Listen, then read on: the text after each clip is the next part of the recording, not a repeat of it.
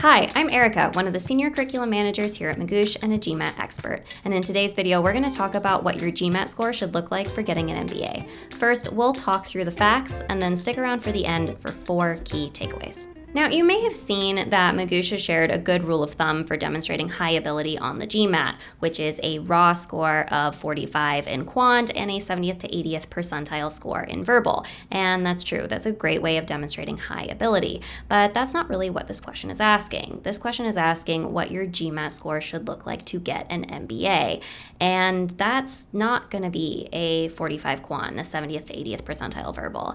In fact, there isn't going to be a GMAT score that you should have in order to get an MBA.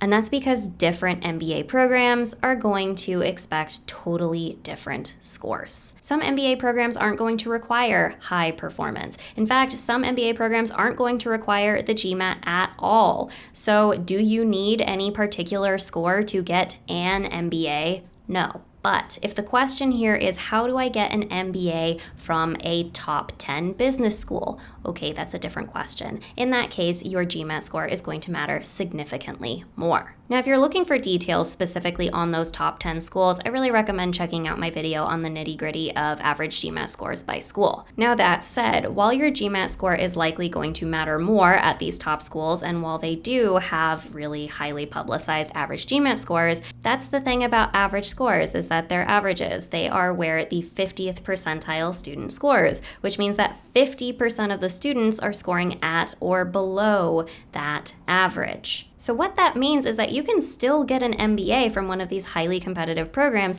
even if your score is below average. It's going to be more difficult, your chances are going to be lower, but it's still possible, especially if the rest of your application is strong. So what does this mean? Let's talk our 4 key takeaways. So first, decide what it is that you actually want. Do you want an MBA and you don't really care where it's from? Or do you want an MBA from a very specific program? Now, what you want is going to be totally dependent on you and your goals, but make sure that you know what you actually want and what's going to be best for you before you start setting score goals. Second, once you know what it is that you want, do your research. Look into the programs that you are interested in. Make sure you know what the average GMAT score for admitted students is. Make sure you know what the 25th percentile is, what the 75th percentile is, so that you have good information for building your score goals. 3, once you have that information, set a score goal that is at or above the average score for the schools you're applying to.